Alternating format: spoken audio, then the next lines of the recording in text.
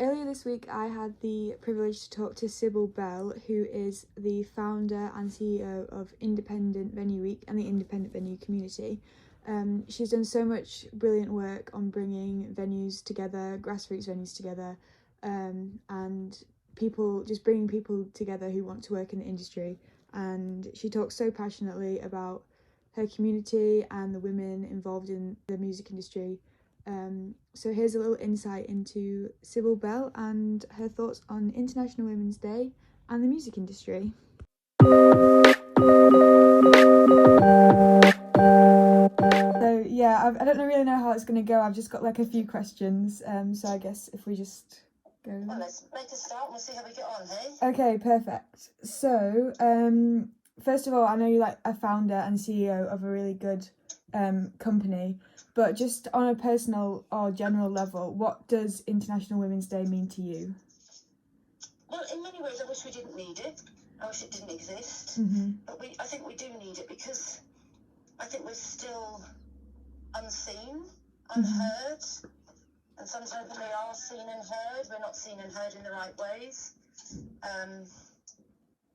So I think it's a chance for us to come together and acknowledge women in our community, both personal and professional, acknowledge the work and the achievements that they've made and the difference that they make, and just have a chance to be positive and celebratory about a community that contributes a huge amount, not just to the music industry, but to the creative industries and to the wider community as a whole, both in terms of personal and professional worlds.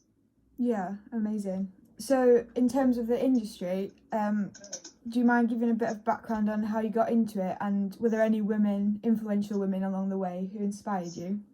I fell into it accidentally. I was helping somebody out at the venue that's promoting.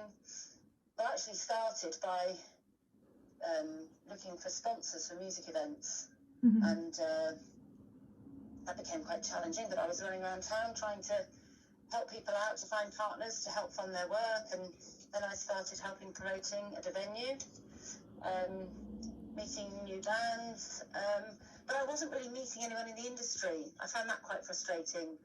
So I set up my own music industry networking night called FM First Monday, so the first Monday of every month, get people together in a bar in London and invite industry down, and then I started hosting talks. I did it for 4 years because I couldn't find anything that offered that opportunity. Then through that I started freelancing at some music industry trade bodies like Music Managers Forum, Featured Artists Coalition, UK Music, just doing the rounds really. I took myself off to South by Southwest and went there, and then with the support of UKTI was given a small bit of financial assistance to get out there, and then I started working on the international networking events there.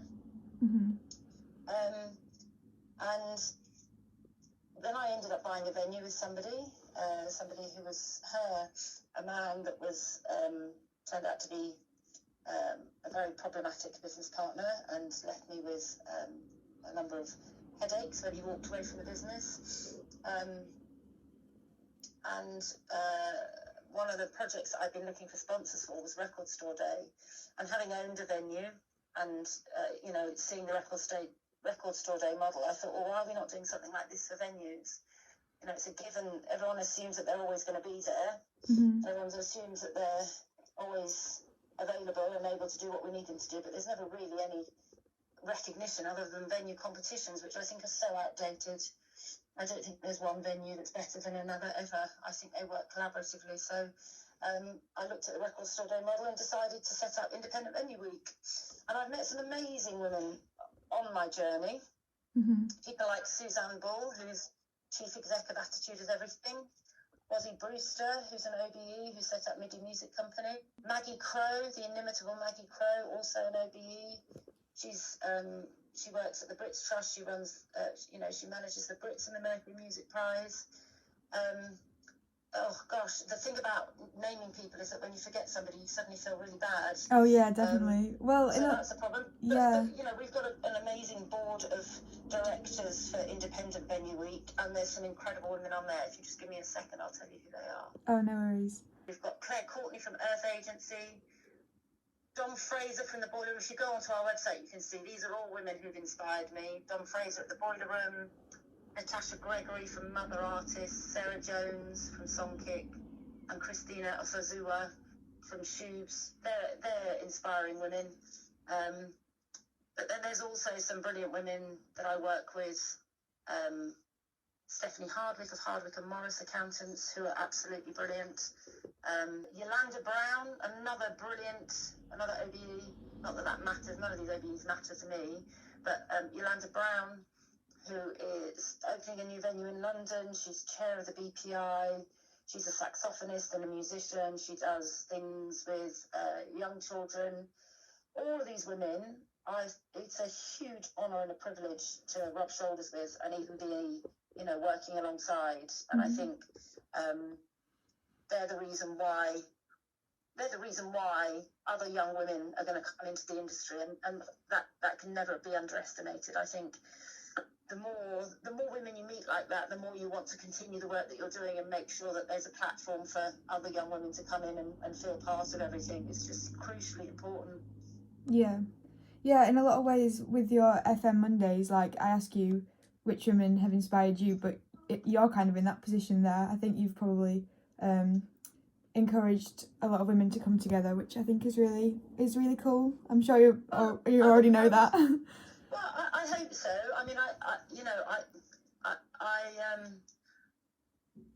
the whole point of setting up Independent Venue Week was to get people together, support local businesses, and go to a great night out. What we're doing with Independent Venue Community is looking to support and encourage underserved communities to have an opportunity around live music, whether that's as a career or as a community aspect, you know, with a community project, or just finding like-minded people. So I think what these venue spaces really do is just offer that opportunity, whether it's for a career or a personal journey. Then this is why these venues are so important, because there are opportunities there for so many different types of people, and always very welcoming, always very unjudgy. I don't think unjudgy is a word. You might have to find a better word for that, Niamh. But, you know, it's just a really open forum. It's a safe space for people to be who they want to be and meet like-minded people. And there's not many places like that left in the country, I don't think. Yeah, it's really special.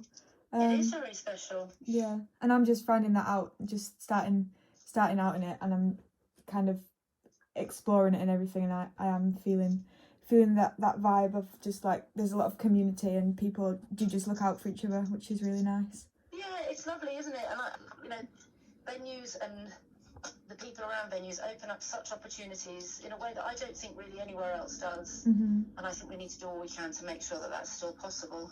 Yeah, cool. So on that note, obviously you do so much to try and encourage young people, young females into the industry. How do you think other companies can encourage employment of women in the music industry and the events industry and any industry? Well, you know, by our very nature, we're very good jugglers, we're very good multitaskers, and it's quite difficult to see how. I don't really understand why you wouldn't. It's a bit of a funny question for me to answer, because why wouldn't you want to employ women? Yeah. So I guess the question is, why don't people? Why is there still a gap? What is the barrier? Why are we having this? Because I don't understand it truly. And I think the more women run, the more women-led businesses we have, hopefully we'll start to see more women coming into the industry, being supported by like-minded women. I genuinely don't really understand why there is a barrier for some people. There's a bit of an old boys network, of course. Yeah, I guess it's always hard. I did some research before this interview, and it's just so bizarre looking at women interviewing women about women when it's like, well, we know, but you know. What's the barrier? What's your problem, all of you? Yeah, it's very true, and it's just, you know, I tell you, there's another inspiring woman is Angel Joseph. She's She does BBC Introducing, Suffolk now, I think it's all changed. But she's got a girl group that she supports. She's very active in the queer community, in the black community. And we were having a conversation. She came into the office the other day, and I said, "How are you getting on?" She said, "Well, there's still barriers." And I said, "But why?" She said, "I don't know." She said, "Lots of people look at us and see barriers." She said, "You're one that didn't." She said, "You just don't see." I think I'm one of those people like her that thinks anything is possible. Let's just do it. If we can't find it, we'll do it ourselves, because I think it should happen. And she's very much of that mindset. And I think that is the difference with women in business. It's like when you're in a meeting, and I used to work in the city, and very often I'd be in a meeting and I wasn't quite clear on something. And this is when I was very young. And I wanted to ask, but I was too afraid to ask because I didn't want to look silly. And eventually, I remember one specific meeting, an older woman asked, and you could see all the men being like, yeah, that'd be good to know. They didn't want to ask because they didn't want to lose face. And women will just get on and do stuff. If we don't know, we'll ask. If we can't find what we want, we'll do it. And I think that's a really big difference. So I don't know why more people wouldn't employ women. I think you'd have to ask the people that don't employ women. Because I'm still confused by it. Yeah. Okay, cool. So the last question I have would be, what would you say to either your younger self or just to younger women who want to break into the industry that you're in at the moment? Take the plunge. Don't be put off by anybody. Don't be afraid to put your hand up and ask. Don't be afraid to turn up somewhere. I've done so many things on my own, and I think when you go to events and you go with people that you know or friends, you can very often be stuck in that situation where you don't put yourself out and meet other people. You just stick with the group that you're there with. Go to things on your own. It forces you to meet other people. Obviously, you need to do that in an environment where you feel safe. But even if you go with somebody initially and then start going somewhere on your own, so worth doing, because you're much more likely to meet people. Say yes to things. Give different jobs a go. Volunteer. Just try things out. There's a huge world out there. There's a huge opportunity that you can be part of an amazing industry. But this is a busy industry. Everyone's rushed off their feet. So persevere. Don't expect an answer straight away. Volunteer. Offer to help. Do whatever you can just to get yourself some knowledge and experience. It's that old adage, it's a catchphrase, isn't it? How can you get experience if nobody will give you a job? How can you get a job if you've got no experience? Yeah. And I think it's just a case of putting yourself out there and making sure that you're giving yourself every opportunity to meet people. And if you can't find a networking night, set one up. Go to your local music venue. Yeah. And we set a music industry networking night.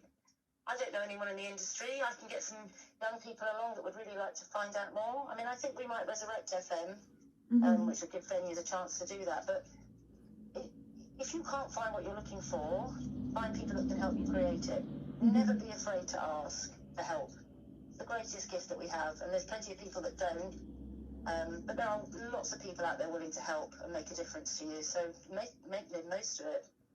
Cool. Thank you so much. I think that went really well. Okay? I'm a bit of a chatter, as you can tell, so I probably said far too much for too long. No, it's okay. I found that really interesting. Thank you.